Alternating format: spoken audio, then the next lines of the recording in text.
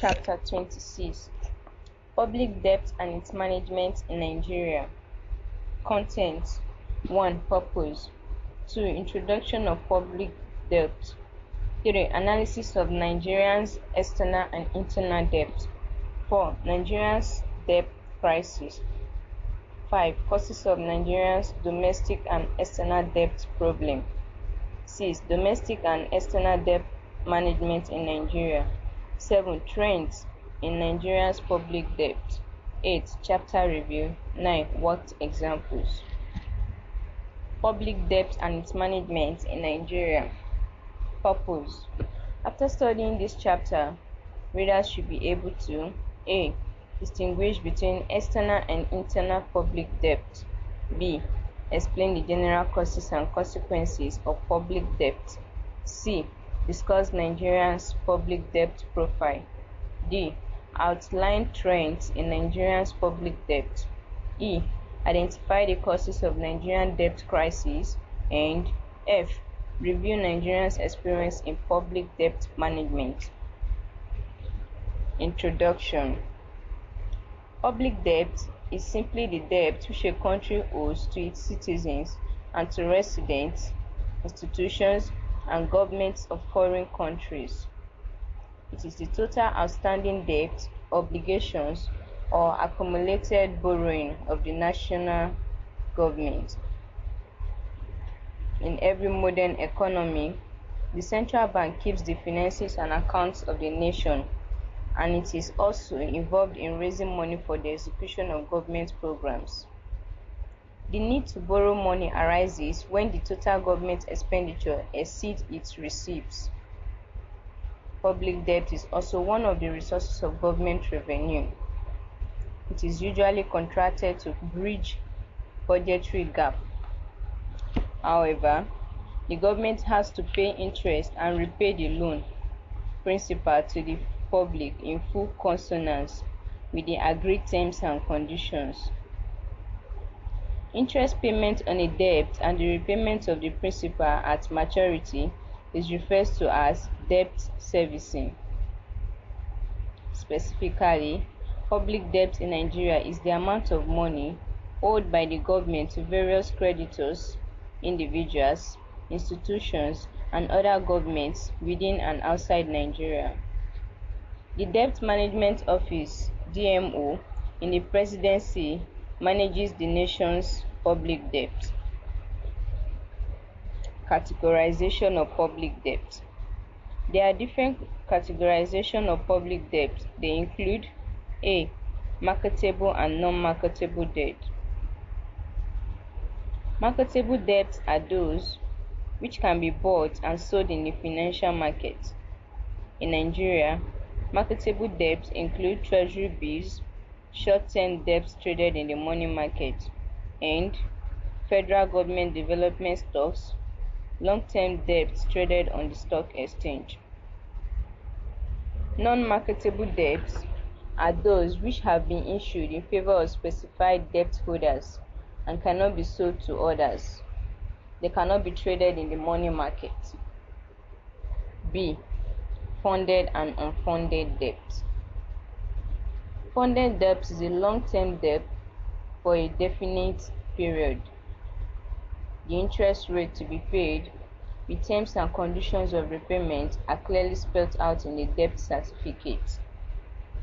Provision is made to facilitate repayment of the debt by the creation of a debt fund, also known as sinking fund, in which some money is deposited yearly by the government so as not to unnecessarily erode the financial base of the nation. A funded debt has the additional advantage of simplicity and certainty. It gives rooms for orderly plan for debt retirement. An unfunded debt, on the other hand, is for a short period of less than a year.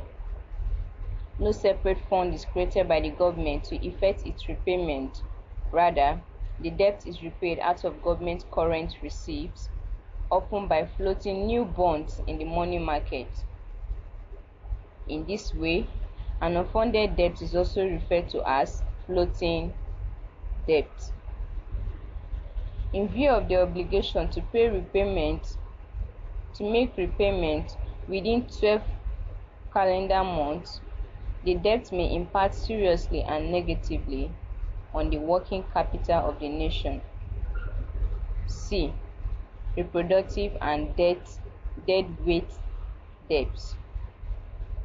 A debt is productive or reproductive when its amount is used to finance a project which in the long run generates revenue to the government, which is sufficient to service the debt.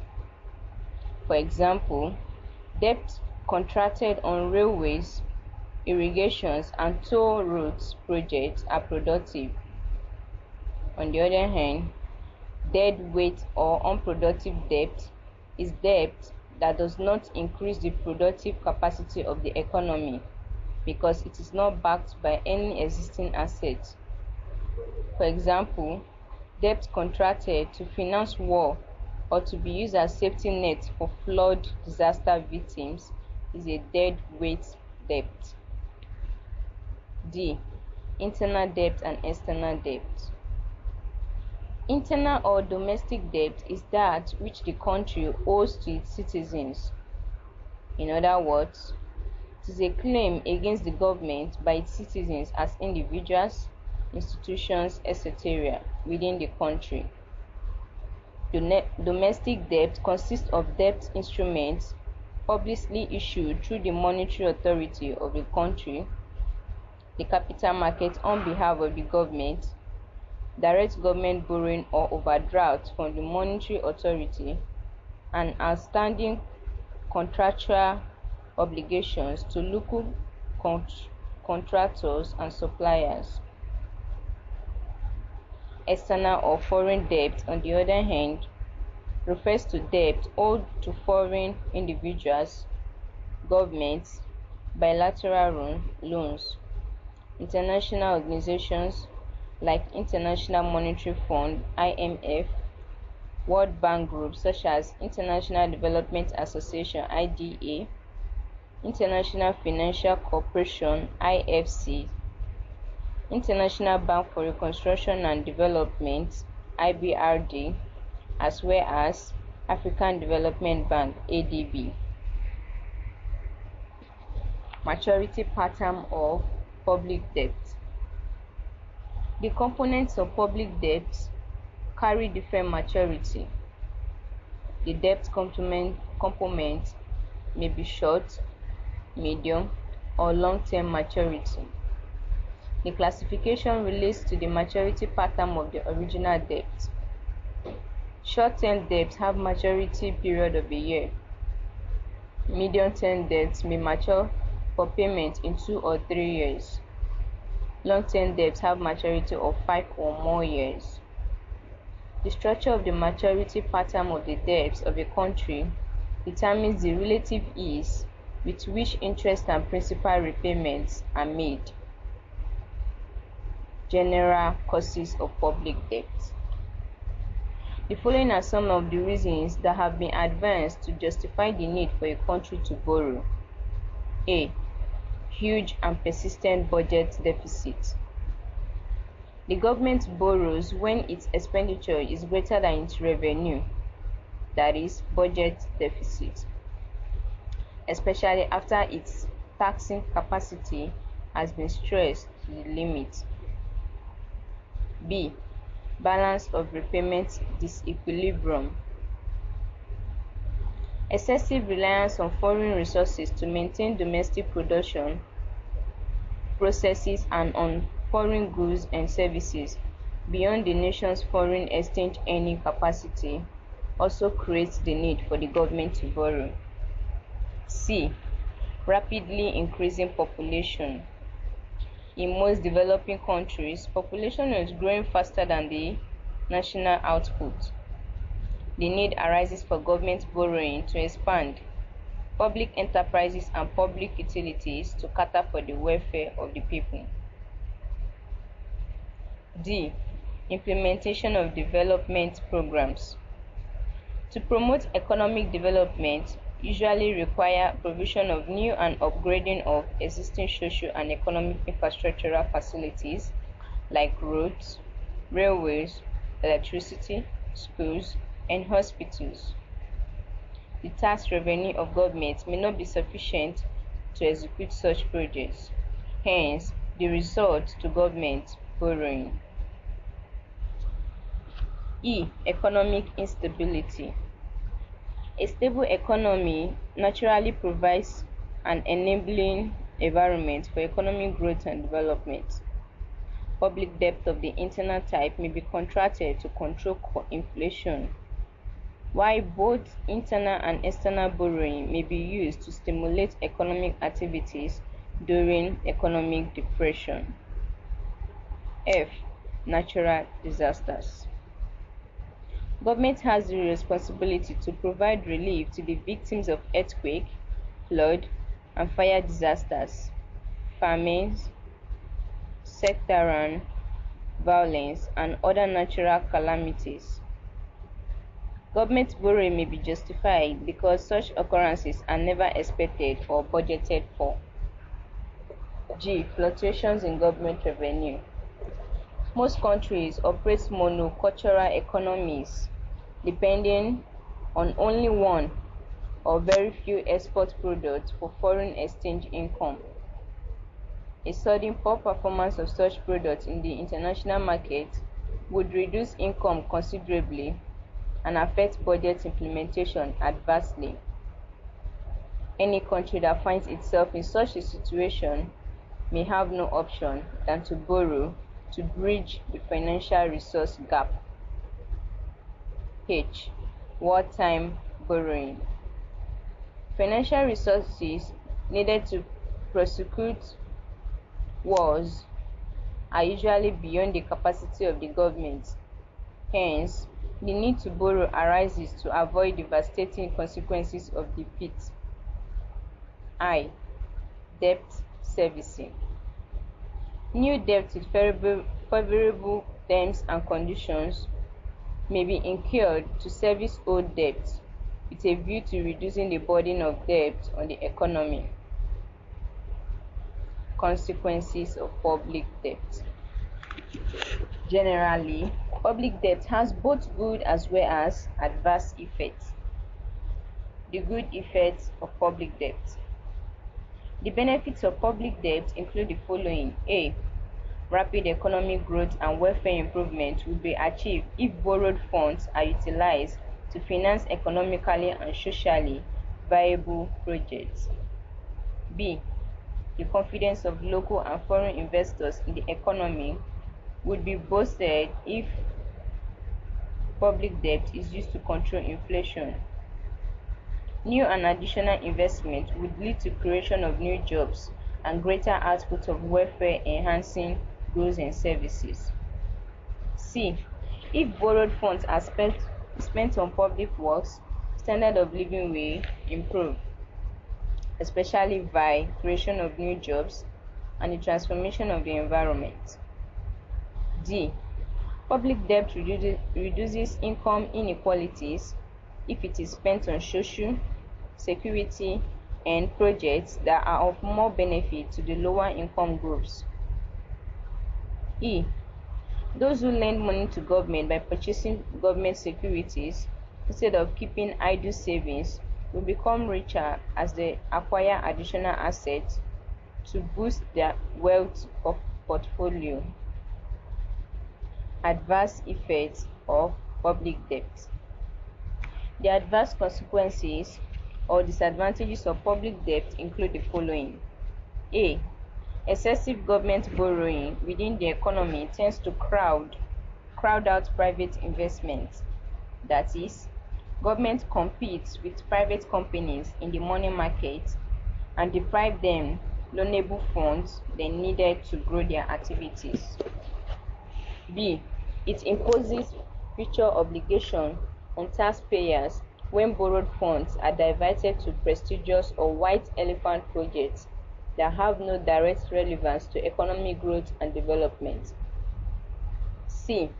Funding excessive interest rates on public debt in hard currency deprives the nation of foreign exchange needed to procure critical inputs, especially in a country like Nigeria that is highly import dependent with respect to inputs required in the industrial sector. This leads to declining industrial capacity utilization and loss of industrial jobs. D.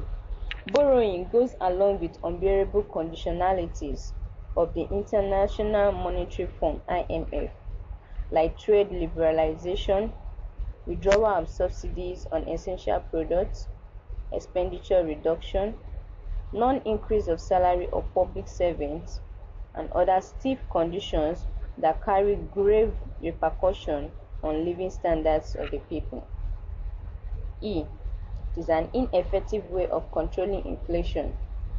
As a matter of fact, debt servicing may create inflationary effects at a time of full employment, especially the financing of domestic debt usually causes aggregate demand to increase when creditors bring the income generated through their investment in government securities into circulation.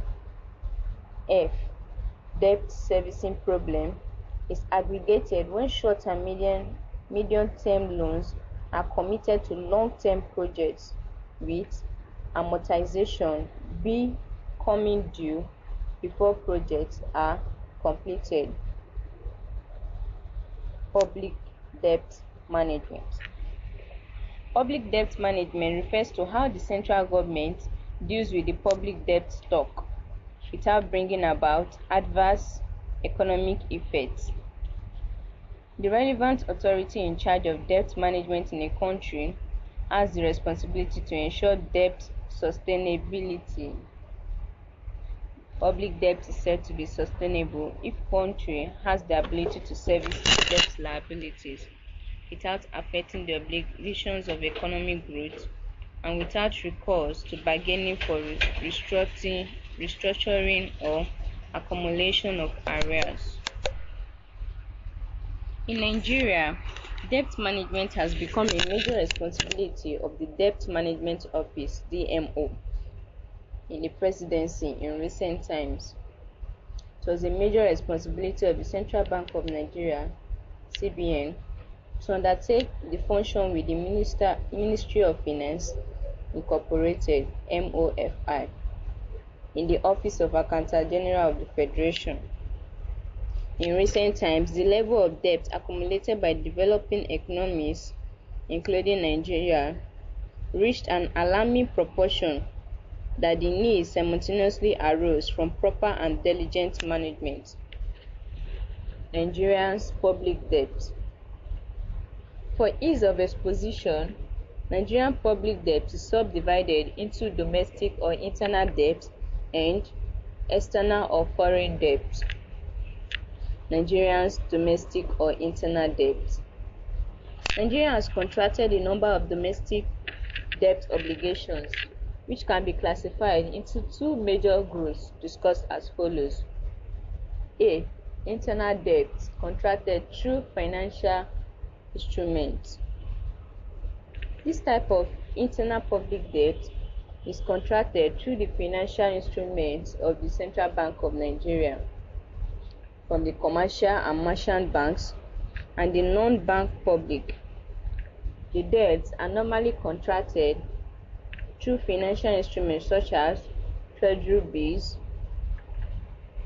treasury certificates, and government development stock. The Central Bank of Nigeria underwrites the instrument on behalf of the federal government and takes up unsubscribed part of the loans. B. Trade-related debt owed directly to contractors and suppliers. Government borrows from the economy for the purpose of financing certain expenditure that will alter the position of economic variables like consumption, saving and investment, employment, price level, and output of goods and services. This arises when payments to contractors and suppliers are delayed or remain unpaid by government due to lack of funds. sources of Nigeria's domestic debt.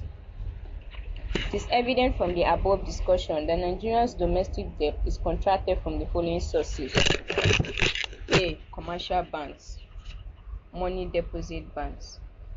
As part of their investment portfolios, money deposit banks buy government debt instruments sold by the central bank on behalf of federal government. They are also required to hold part of their liquid assets in treasury securities. These debt instruments earn interest. B. Non-bank public. Entities such as insurance companies, savings institutions, state and local governments, statutory boards or corporations, and individuals also subscribe to government debt instruments. C. Central Bank of Nigeria. The CBN absorbs the unsubscribed portion of government securities floated in the primary market. Arrangements are on to transfer these underwriting functions of the CBN to discount houses under the bank's open market operation. Instruments of domestic borrowing. Government projects are usually financed through the issuance of debt instruments such as treasury bills, treasury certificates, government and development stocks, general obligation bonds, revenue bonds, and special assessment bonds. The most frequently used of the instruments are discussed as follows. A. Treasury bills, TBs. These are highly liquid financial obligations of the federal government issued by the Central Bank of Nigeria in multiples of 1,000 every week with 91 days maturity. They are principal instruments of open market operations in Nigeria. B. Treasury certificates. They are financial instruments just as treasury bills with maturity ranging from 1 to 2 years. The treasury certificates interest rates are usually higher than those of treasury bills. The major investors in treasury certificates are the discount houses, commercial and merchant banks. C. Government development stocks. Development stocks are capital market instruments. They are either medium or long-term, issued to finance development projects or plans. The longer the maturity, the higher the yield. The principal investors in development stocks are the insurance companies, commercial banks, Central Bank of Nigeria, and other types of institutions like mortgage banks. Federal government stocks. Federal government stocks are debts raised by the country. The insurance procedure is usually handled and managed by the Central Bank of Nigeria, which files its application with the Securities and Exchange Commission. The security is approved for listing on the stock exchange. D. Revenue bonds. Revenue bonds are issued by the state and local government councils. They are backed up by the pledge of revenue to be generated from the project being financed. They are municipal bonds issued on the promise that principal and interest will be repaid from the revenue generated from the facilities to be constructed with the proceeds of the issue. Causes of domestic debt. The rapid increase in the stock of domestic debts is caused primarily by the need to A. Finance ever-rising government expenditure. B. Finance government budget deficit. C. React positively to increased socio-economic responsibilities. D. Finance high domestic and international inflation rates, resulting in increased cost of government administration and development programs. E. Cope with the sharp decline in government revenue following the collapse of the international crude oil market. Management of internal or domestic debt. The management of domestic debt by the federal government is a statutory obligation of the Central Bank of Nigeria, but which is now handled by the Debt Management Office in the Presidency. It is the Central Bank which is entrusted with the issue and management of federal government loans publicly issued in Nigeria, upon such terms and conditions as may be agreed between the federal government, the banks, and the contractors. The management of domestic debt involves A. Advising on the timing of flotation of debt instruments and terms of issue. B. Advertising for public subscription to the issue. C. Collecting the proceeds of issue by the Central Bank of Nigeria on behalf of the government and maintaining proper books of accounts in respect of receipts and disbursements. D. Supervising the issue of certificates and warrants to the lenders. E. Paying of interest and principal on the due date. F. Managing the sinking fund set up to facilitate debt redemption. G.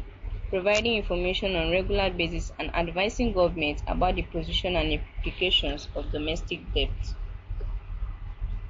Economic indicators of domestic debt. Some economic indicators of domestic debt burden are the ratios of debt stock and the fiscal deficit to the nation's gross domestic product. For example, total domestic debt or GDP ratio are 2.4, 2.1, 2.0, 2.4, and 2.4 for 2006, 2007, 2008, 2009, and 2010 respectively. The lower the ratio of debt to the gross domestic product, the less harsh the debt repayment and service terms. External or foreign debt.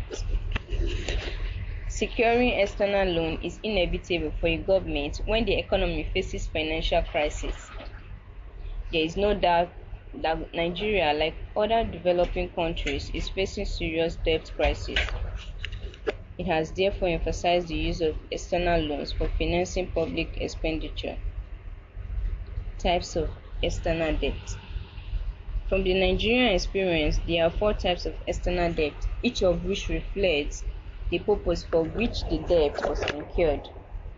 These are discussed below. A. Trade arrears. A trade debt arises when a country trades with other countries and is unable to pay, either partly or wholly, for the goods and services supplied.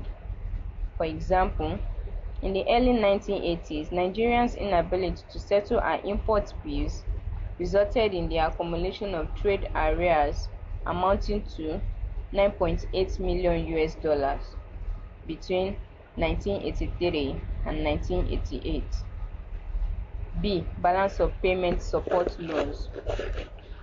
The overall economic transactions between a country and the rest of the world, classified into current, financial, and capital accounts, constitute the balance of payment position, which may be favorable when it is a surplus or unfavorable when it is a deficit. However, a persistent unfavorable balance of payments may inform government's decision to seek for balance of payment support loans. Such loans, which are in the form of capital flow and other accommodations, are provided by multilateral institutions such as the International Monetary Fund (IMF) and bilateral arrangements. C. Project-tied loans. Investments which have good potentials and prospects of accelerating economic growth and development may lead government into contracting project-tied loans. As implied, this type of debt, which is for the execution of a particular project, is supposed to be self-liquidating. D. Loans for socio-economic needs. The provisions of the socio-economic needs of the people, such as infrastructure, health, education, and other social amenities may necessitate government borrowing to finance them. Sources of external debt. Nigeria has contracted a number of debt obligations from external sources, some of which are discussed below. A. Paris Club of Creditors. The club represents only government-guaranteed creditors. Membership includes the United States of America, United Kingdom, Federal Republic of Germany, France, and Canada, who guarantee the export activities of their nationals through their official export credit agencies. In 2006, Paris Club of Creditors granted Nigerian debt forgiveness to the tune of about $18 billion. B. London Club of Creditors. These are mainly unissued and unguaranteed debts extended by their commercial banks to nationals of debtor nations. Members of the club are commercial banks mainly in industrialized countries.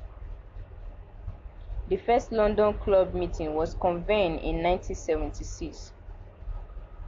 Such meetings are held to discuss repayment problems and conclude restructuring agreements.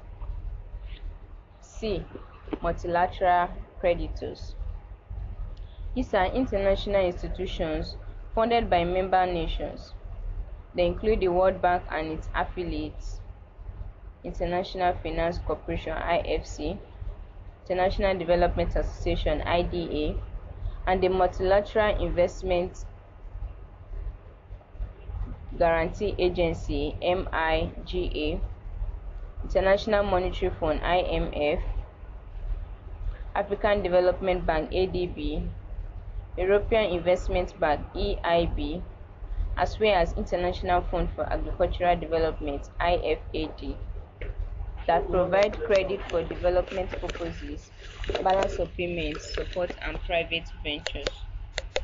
D. Promissory note creditors. These are unissued trade credits arising mainly from trade arrears accumulated between 1982 and 1983. The debts were refinanced by the issuance of promissory notes to the creditors. E. Bilateral and private sector creditors. A bilateral credit is provided by one government to another. Such credits are intended for development purposes in the recipient countries. Examples are the Official Development Assistance (ODA), sometimes provided on bilateral basis with a minimum grant element of 25%, and export credits guaranteed by export credit agencies of exporting countries. Private sector credits are usually short-term, extended by commercial banks, individual foreign suppliers, and institutional investors in the form of suppliers or buyers credits. Causes of increased external debt burden. The rapid increase in external debt stock is due to A. Substantial growth in imports.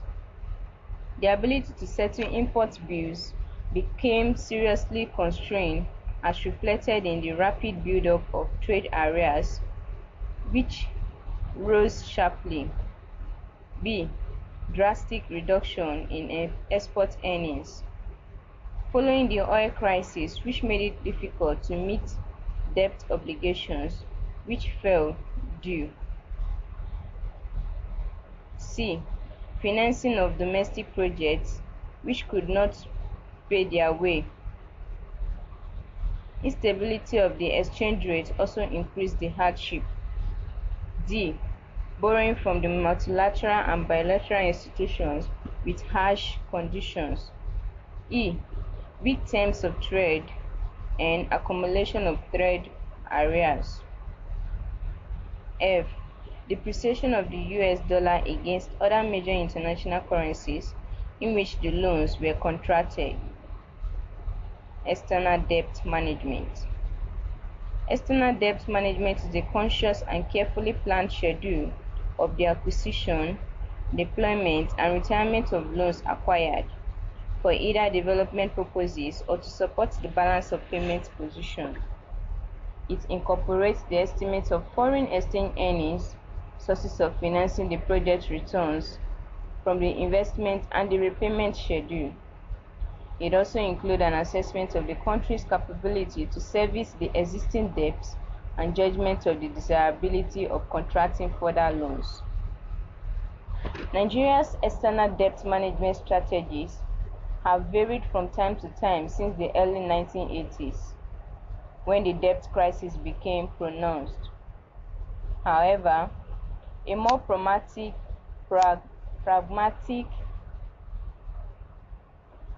articulate, and all-embracing plan was set up in 1988 with the following policy objectives. A. To outline strategies for increased foreign exchange earnings, thereby reducing the need for external borrowing. B. To set out the criteria for borrowing from external sources and determining the type of projects for which external loans may be obtained. C. To outline the mechanism for servicing external debts of the public and private sectors. D. To outline the roles and responsibilities of the various organs of the federal and state governments, as well as those of the private sector, in the management of external debts.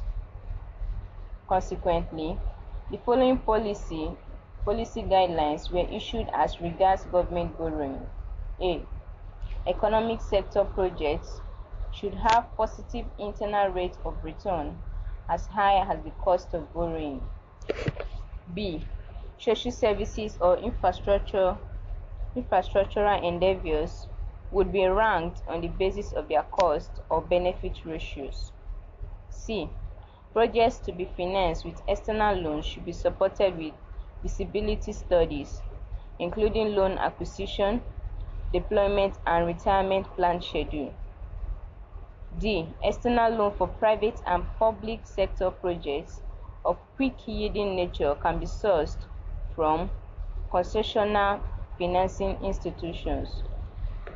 E. Borrowing state governments, parastatals, and private agencies should obtain the advance approval of the federal government. This requirement is to ensure that the borrowing conforms with the national objectives. F. State government borrowing proposals should be submitted to the Federal Ministry of Finance and Economic Development and the Central Bank of Nigeria for consideration before they are incorporated in the final public sector borrowing in the annual budget. G. State governments and their agencies, as well as the federal government parastatals, should service their debt through the foreign exchange market and inform the Federal Ministry of Finance and Economic Development for record purposes. Failure of the state governments to service their debts will result in the naira equivalent being deducted at source before the balance of their statutory allocations are released. H. Loan on lent by the federal government to the state government. The Federal Ministry of Finance and Economic Development would make due payment and deduct the full amount at source from the statutory allocations of the borrowing states. I. The private sector industries which are export-oriented should service their debts from their export earnings, while others should utilize the foreign exchange market facilities. Guidelines on external borrowing. Guidelines on external borrowing, as initiated by the Fiscal Responsibility Act 2007, borrowing is interpreted to mean any financial obligation arising from A. Any loan including principal, interest, and fees on such loans. B. Deferred payments for property, goods, or services. C. Bonds, debentures, notes, or similar instruments. D. Letter of credit and reimbursement obligations in respect thereto. E. Trade or bankers' acceptance. F. capitalized amount of obligations under leases entered into primarily as a method of raising financing or of financing the acquisition of the assets leased. G. Agreements providing for swaps, ceiling rates, ceiling and floor rates, contingent participation, or other hedging mechanism with respect to the payment of interest or the convertibility of currency. And H. Conditional sale agreements, capital leases, or other title retention agreements. Conditions for borrowing. A. Any government in the Federation or its agencies and corporations which intend to borrow should specify the purpose for which the borrowing is intended and present a cost-benefit analysis detailing the economic and social benefits of the purpose to which the intended borrowing is to be applied. B. Government at all times shall borrow only for capital expenditure and human development, and such borrowing shall be on concessional terms with low interest rates and with a reasonable long amortization period. C. Each borrowing shall be subject to 1. The existence of prior authorization in the appropriation or other act or law for the purpose for which the borrowing is to be utilized. 2. The proceeds of the borrowing being applied solely towards long-term capital expenditure. D. Level of public debt as a proportion of national income should be held at a sustainable level as prescribed by the National Assembly. E. Federal government may borrow from the capital market. F. The Fiscal Responsibility Commission shall verify compliance with the limits and conditions for borrowing by each government in the Federation on quarterly basis. G. The Debt Management Office shall maintain comprehensive, reliable, and current electronic database of internal and external public debts, guaranteeing public access to the information. H. Servicing of external debts will be the direct responsibility of the government that incurred the debt. I. The cost of servicing federal government guaranteed loans shall be deducted at source from the share of the debtor government from the Federation account. J. Violators of the limits set by the Constitution and relevant acts shall 1. Be prohibited from borrowing either internally or externally. 2. Bring the debt within the established limit by restricting funding commitments. K. All banks and financial institutions shall request and obtain proof of compliance with the provisions of the relevant sections of the Fiscal Responsibility Act before lending to any government in the Federation. Getting out of external debt trap. Having identified the various causes of Nigerians' debt problems, the following methods appear to offer reliefs from the seeming debt trap. A.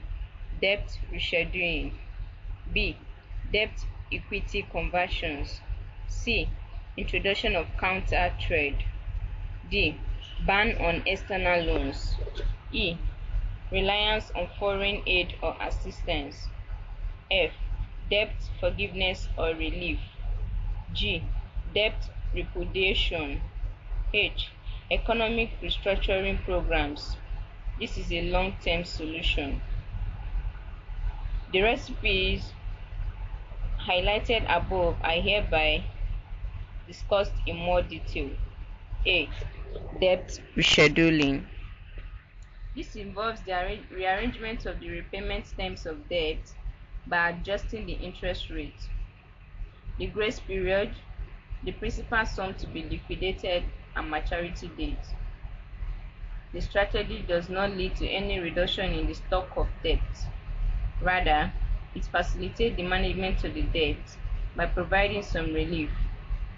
For instance, Nigeria negotiated a series of rescheduling arrangements with the Paris Club of Creditors between 1986 and 1991.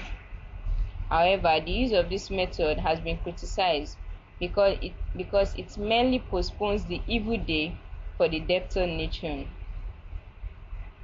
B. Debt-equity conversion. Nigerian government is currently applying debt-equity swaps. It is an idea of converting foreign debt into equity shares in local companies. The benefits associated with this approach are: 1. It will make the economic environment attractive for foreign investment. 2. It will reduce the outstanding stock of the nation's external debt, a situation that is likely to reduce debt service burden. 3. It will encourage the creation and development of export-oriented industries, thereby diversifying the export base of Nigeria's economy. 4. It is likely to increase access to the appropriate technology, external markets, and other benefits associated with foreign investment. However, there are possible demerits of this option. They are: 1. Large increase in money supply that will accompany debt equity. Equity conversion may complicate the problems of inflation. 2.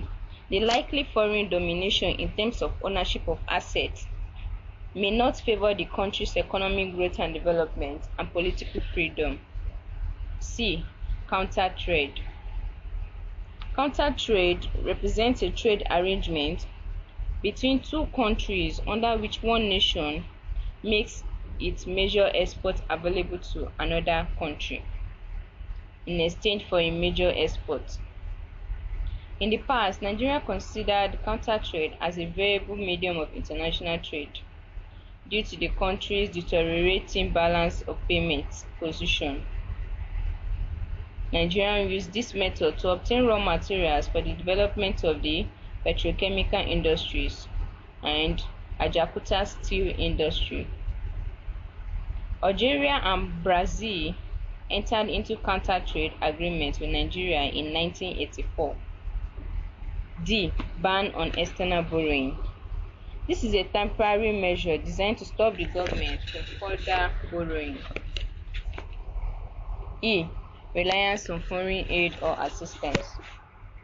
The word foreign represents international transfer of public funds in form of grants, either directly from one government to another, that is bilateral assistance, or through the vehicle of institutions such as the World Bank, that is multilateral assistance. F. Debt repudiation. This involves disowning the debt completely. This approach had been advocated by many economists. Fidel Castro, in his own contribution, did not see any sense in developing nations paying back the debts in view of past colonization and new colonization experiences. African countries had more than paid for the debts. According to Fidel Castro of Cuba, however, there is the possibility of the imposition of sanctions by the International Monetary Fund and World Bank if Nigeria should illegally repudiate its indebtedness. G. Debt forgiveness relief. This arises when a creditor nation decides to forget or write off the liabilities of a debtor nation. The option has been taken by Paris Club in favor of some debtors. In 2006, Paris Club of Creditors granted Nigeria a debt relief of about $18 billion. This translated to about 2.43 trillion at an average exchange rate of 130 to $1. H. Economic restructuring program. The idea is a long-term solution. It is believed that the poor performance of the economy led to the debt crisis. Hence, the adoption of Structural Adjustment Program in 1983. The objectives which informed the initiative were as follows. 1. To restructure and diversify. 1. To restructure and diversify the productive base of the economy in order to reduce dependence on the oil sector and imports. 2. To reduce the debt burden and attract the net inflows of foreign capital. 3. The adoption of a realistic exchange rate policy. 4. Privatization and commercialization of public enterprises so as to ensure their efficiency and effectiveness. 5. Reduction of complex administrative control. Causes of Nigeria's debt crisis. There are factors which led Nigeria and other developing countries into the debt crisis. The major causes include the following. A. Change in the economic fortune in the oil sector. Nigeria enjoyed oil boom in the 70s, and what followed was excessive supply of crude petroleum, leading to oil glut in the world market and sharp drop in revenue. B. Nature of Nigeria's economy. Nigeria's economy is heavily dependent on one or a few agricultural or mineral commodities. The manufacturing sector is mostly at the infant stage and relies heavily on imported inputs. Nigeria equally depends on the advanced countries for the supply of other imports and finance needed for economic development. C. The shift from official to private sources of credit. For a private loan, interest would be higher and the period of maturity very short, while the reverse is the case in respect to an official loan. D.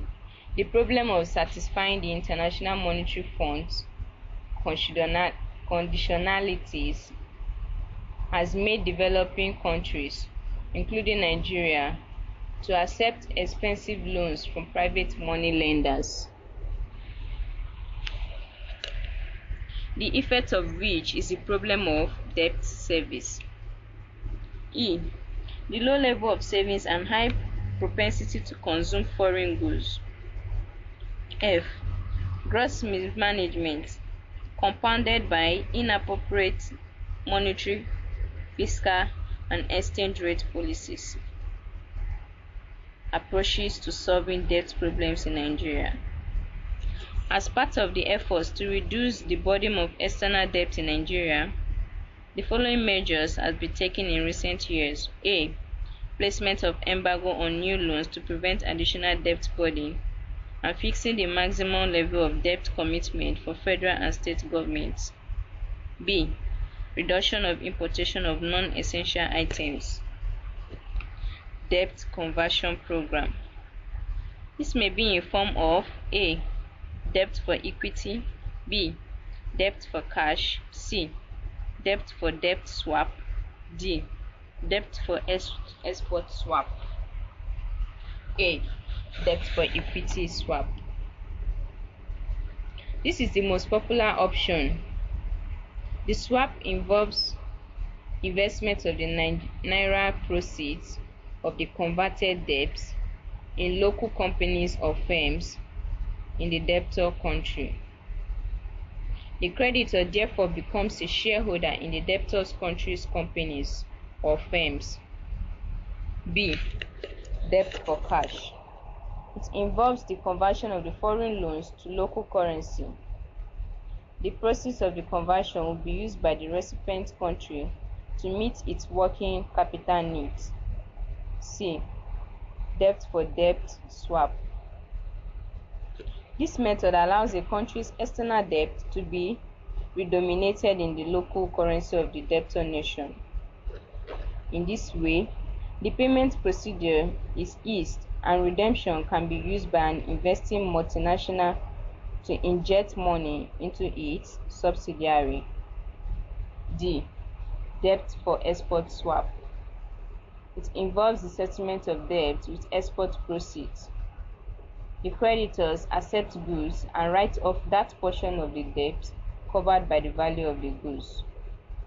This arrangement can be targeted at specific export commodity which government wishes to promote as a move to diversify the economy.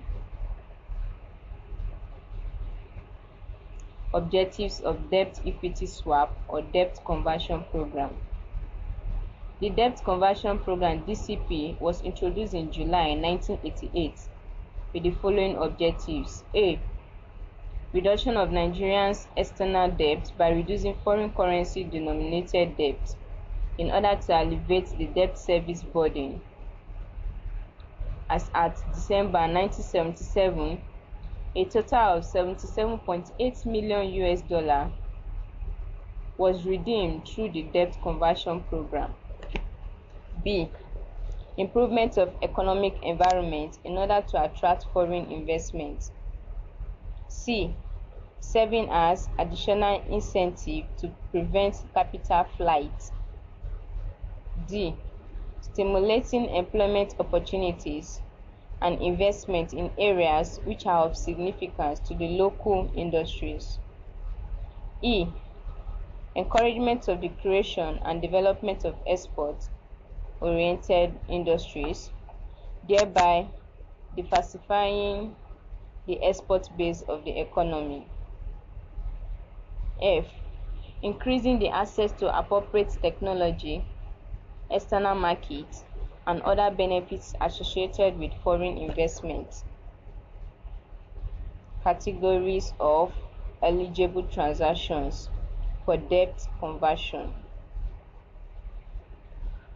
This may be briefly highlighted thus: A. Conversion to cash for the purpose of making gifts or grants to Nigerian entities. B. Conversion for project expansion, for recapitalization of investment projects, or for privatization of public enterprises. C. Conversion for investment in completely new projects. The above are three categories of applications which could be entertained by the Debt Conversion Committee. Priorities within eligible transaction categories. Within the categories of eligible transactions stated above, the following economic activities are given priority. A. Investment in the production process, which utilizes at least 80% of local raw materials, especially in the development of agriculture and agro-allied industries. B. Investment with high labor employment content. C. Investment for extraction, exploitation, and commercialization of Nigeria's mineral, forestry, and other natural resources. D.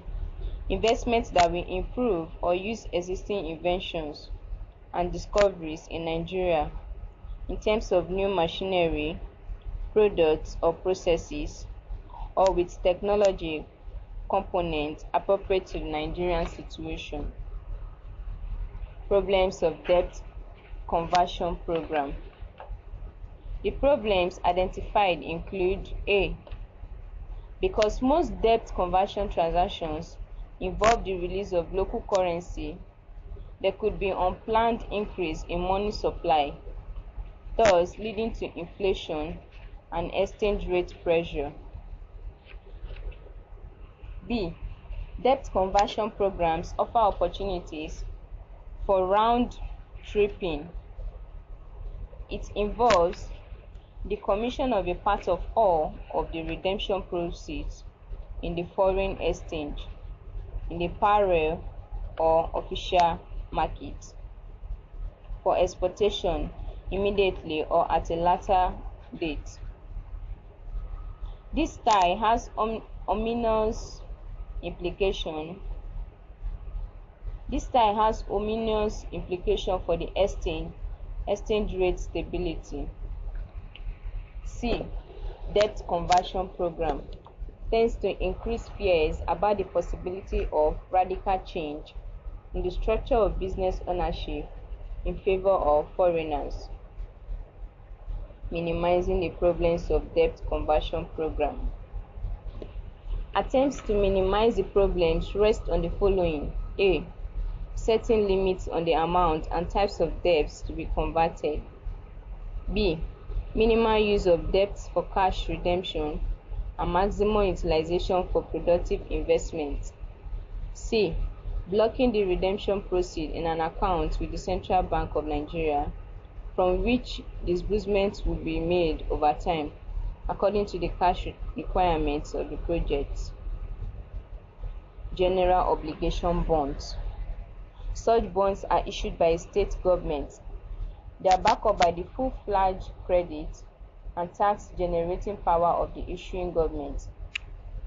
Where a state government issues general obligation bonds, the rating of the bonds is limited to the economic resources of the local taxpayers and the state share of revenue from the federation account. The bonds are frequently used to pay for the construction of roads, schools, and other public buildings. Special assessment bond. They are financial instruments backed up by the proceeds from a special tax or assessment levied against those who are expected to benefit from the services or the envisaged improvements. The documentation for state government debt instruments. Project-tied debt. The documentation is highlighted as follows: A. Profile of the state showing its population, major industries, their locations, and other major projects embarked upon. The information has to be submitted with an application to the Securities and Exchange Commission. B. A profile of the assets and liabilities of the state in the last 5 years, in addition to a 5-year projection. C. Sources of revenue for the past 5 years, indicating a percentage contribution of each to the total revenue. D. The law of the state authorizing it or its agencies to borrow from the capital market. E. A feasibility report of the project to be financed. F. A draft of the trust deed in respect of the proposed issue. G. The consent of the Federal Ministry of Finance to the state's request to borrow from the capital market. H. Letter of authority from the state government to the Central Bank of Nigeria or the Accountant General of the Federation to permit the customs and exercise to seek direct recovery of loans and interest from the affected government's statutory allocation in case of default. Problems facing state governments in financing projects through capital markets. The problems include: A. Poor situation of accounting on the part of the state government. B. Lack of qualified personnel to effectively evaluate, appraise, and monitor projects. C. Poor performance of existing state government projects, which act as disincentive to potential investors. D. Inability of government to package and market viable projects to the investing public. E. Lack of awareness of the potential of the investing public. F. Preference for short-term investments by the public. Special requirements for revenue bonds. The special requirements are: A. Identification of government authority to borrow and the types of activities to which the enabling legislation applies. B. General grant of power to acquire, construct, improve, or extend the special improvement to issue revenue bonds and pledge same for the payment of these bonds. C. Requirements that the issuing body should establish sufficient charges or rates to operate and maintain the project and meet principal and interest payments as scheduled. D. Guarantee that the revenue bonds have all the qualities of a negotiable instrument under the appropriate law of the state. E.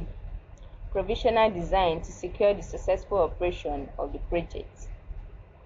F. Remedies to be initiated when there is default.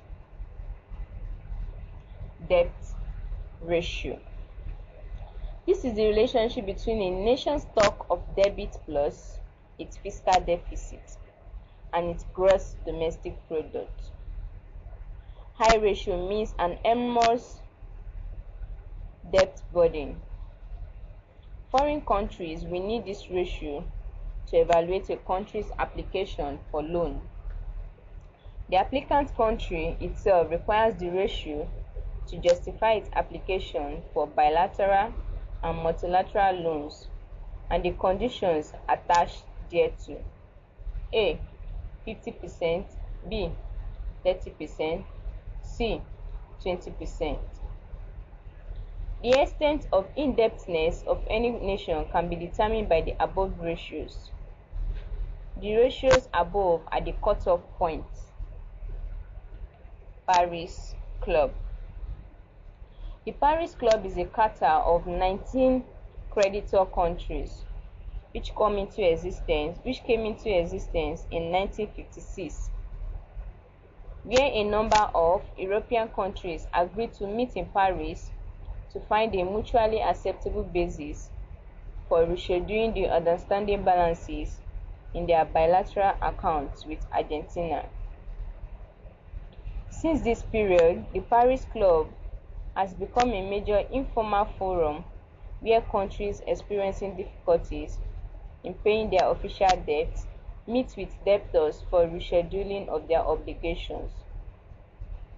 Paris Club is an informal group with no permanent members, and it operates under the principle of consensus.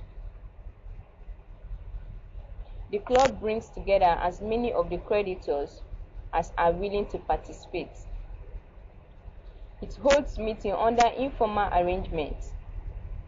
Those meetings are chaired by a senior official of the French Treasury, which also provides small staff to act as the club secretariat.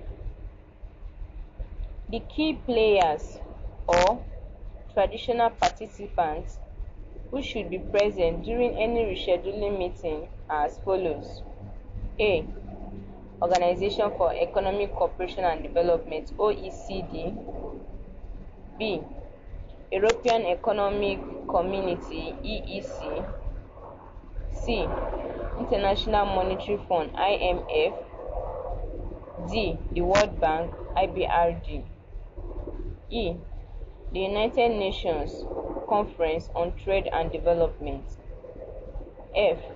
The debtor countries with their financial and legal consultants.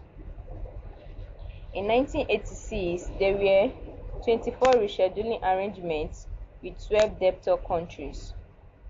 Nigeria approached the Paris Club in 1986, 1989, and 1996 for debt rescheduling arrangements.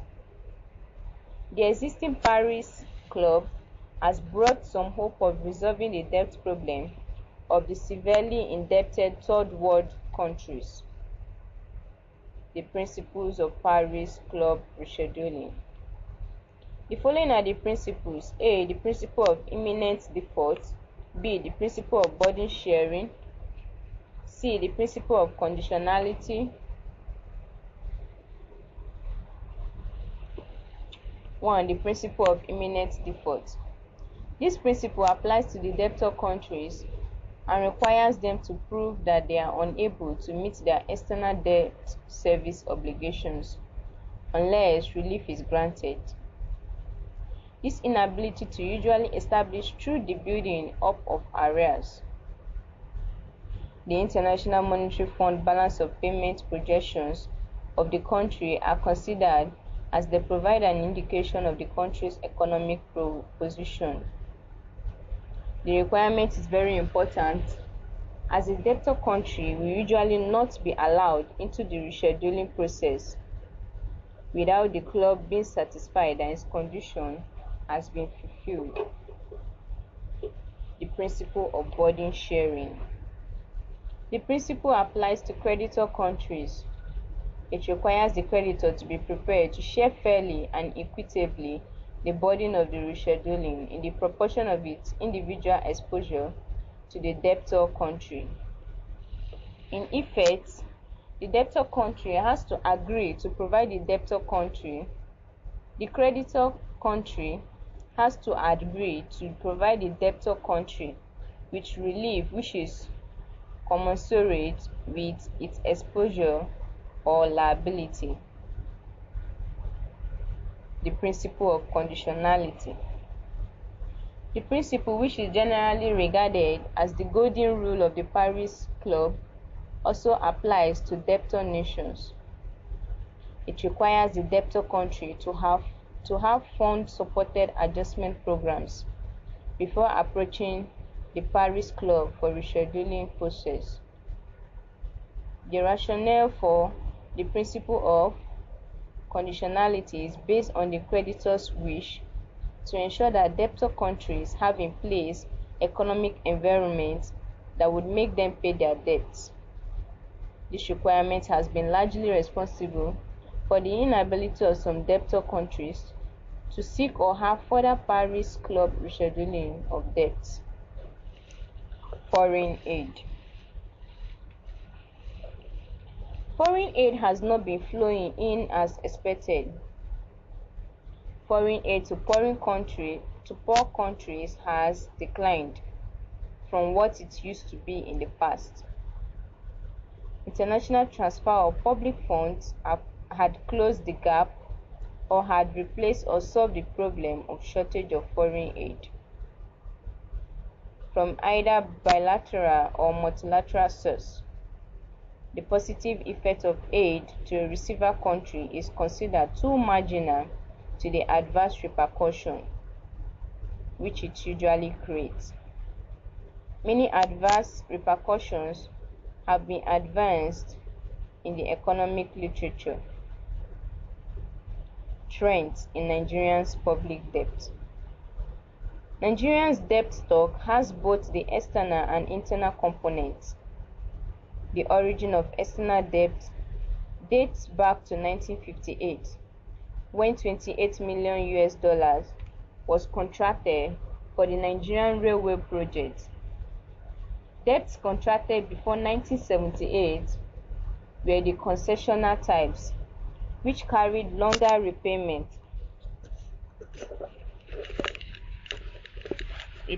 periods and low interest rates.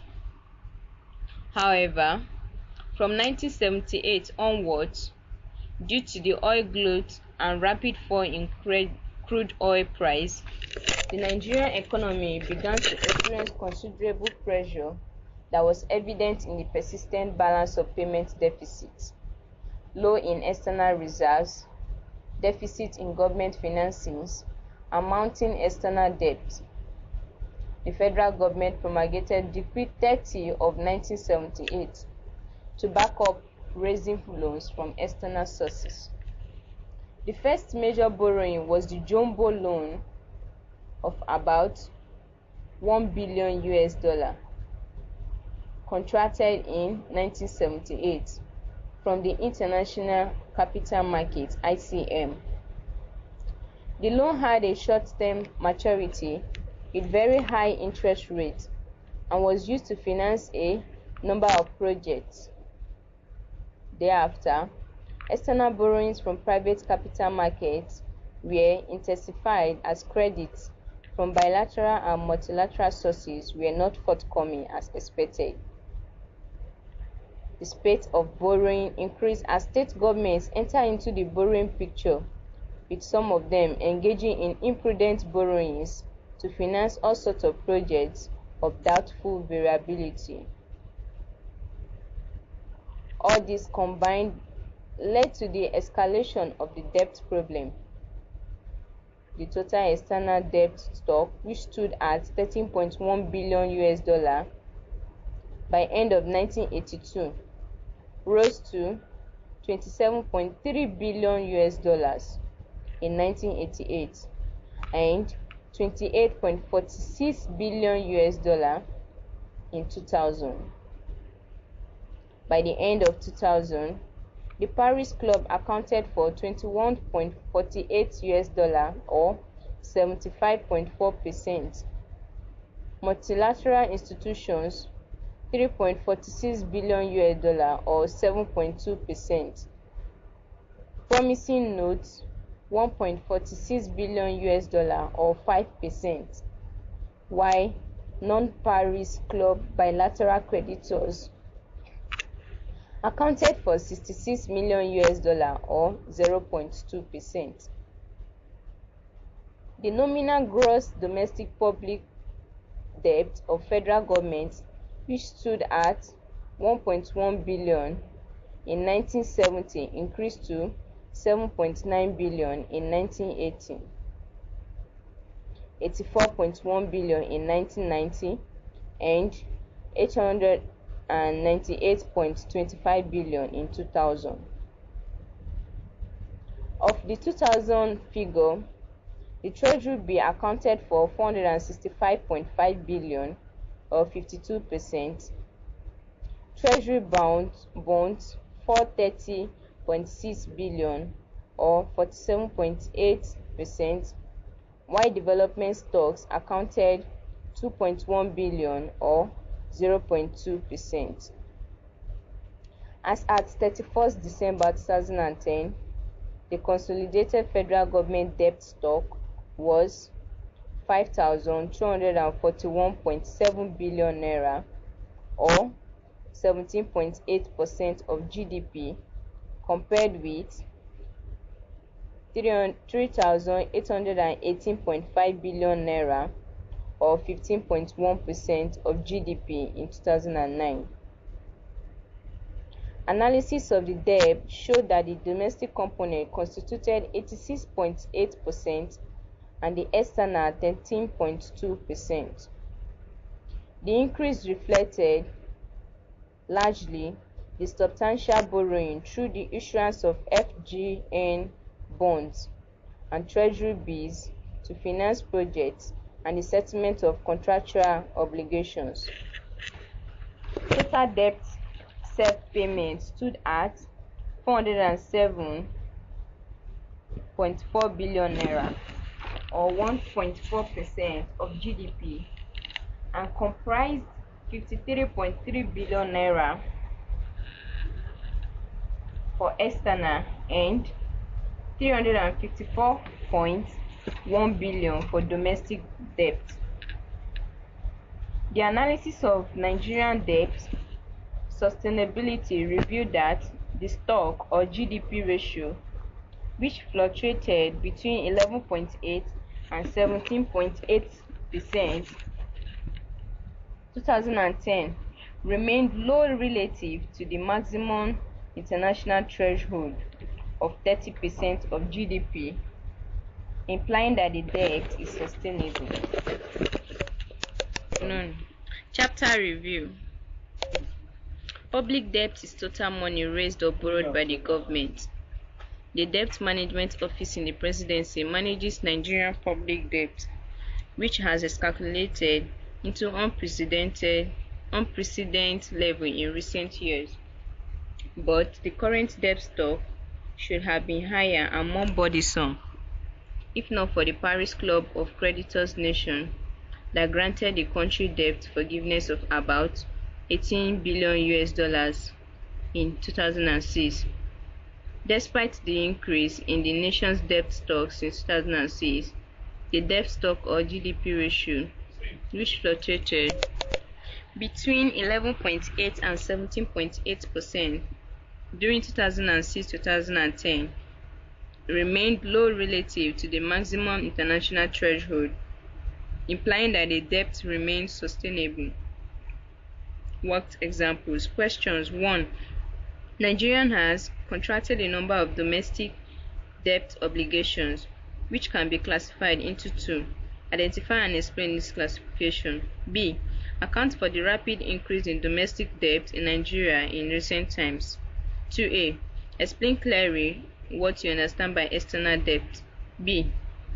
Discuss the main types of external debt with particular reference to the Nigerian experience. 3. Advance arguments for and against government borrowing given the experience of Nigeria. 4. Discuss the strategies available to a developing country like Nigeria to reduce its debt burden. Suggested solutions. 1a. Domestic debt obligations contracted by Nigeria can be classified into two as follows. 1. Internal debts contracted using financial instruments. This type of internal public debt is contracted through the financial instruments of the Central Bank of Nigeria (CBN) from the commercial banks and non-bank public. The instruments used include treasury bills, treasury certificates, and government development stocks. The CBN underwrites the instrument on behalf of the federal CBN underwrites the instrument on behalf of the federal government and takes up unsubscribed parts of the loans. 2. Trade-related debts owed directly to contractors and suppliers. This debt arises when payments to contractors and suppliers are delayed or remain unpaid by government due to paucity of funds. B. The rapid increase in the stock of Nigeria's domestic debt is caused by the need to 1. Finance ever-rising government expenditure. 2. Finance government budget deficit, which are usually designed to stimulate the economy. 3. Finance high domestic and international inflation rates, resulting in increased cost of government administration and development projects. 4. Enable government cope with the sharp decline in revenue following the collapse of the international crude oil market. 5. Effectively and fully undertake socio-economic responsibilities such as expansion of healthcare and education services and construction of bridges as a result of rapid population growth. 2a. External or foreign debt refers to the debt which the government owed to foreign citizens, organizations and governments specifically. External loans can be contracted from the government of another country and from international institutions like the World Bank groups and International Monetary Fund (IMF). B. Given the experience of Nigeria, the four main types of external debt are 1. Trade arrears. A trade debt arises when Nigeria trades with other countries and is unable to pay either services supplied. Nigeria's inability to settle her import bills resulted in the accumulation of trade arrears amounting to $9.8 billion between 1983 and 1988. B. Balance of payment support loans, persistent unfavorable BOP pay, informed government's decision to seek for BOP support loan. Such loans, which are in form of capital inflow and accommodations, are provided by institutions such as the IMF. C. Project-tied loans. These are loans contracted on projects which have potentials to accelerate economic growth. Such loans can be obtained from multilateral creditors. D. Loans for socio-economic needs. The provision of the socio-economic needs of the people, such as infrastructure, health, education, and other social amenities, may necessitate borrowing from external sources. 3. Government borrowing has both good and adverse consequences. The benefits which a country enjoys from borrowing include A. Promotion of economic growth and welfare improvement when borrowed funds are utilized to finance welfare, enhancing projects such as pipe-borne water, electricity supply, etc. B. Creation of new jobs when borrowed funds are reused in public works. C.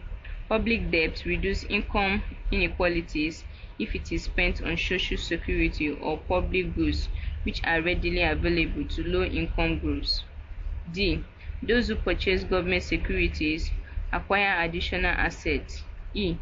It may be used to control inflation when it leads effectively to a withdrawal of money from circulation. Arguments against public debt include that A. Government competes with private companies in the money market and deprive them of investable resources. B.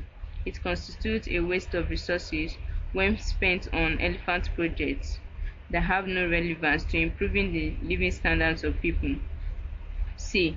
Foreign debt servicing deprives the nation hard-earned foreign currencies needed to procure essential imports in the industrial sector.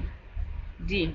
Creditors bring the income generated from their investments in government securities into circulation to worsen inflationary pressures. E.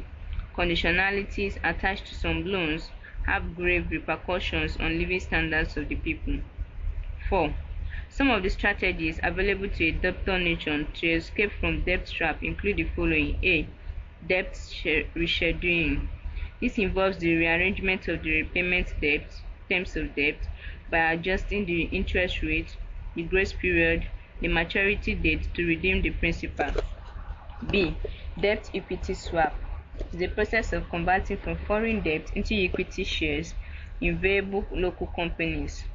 It will reduce the outstanding debt stock and debt service burden. C.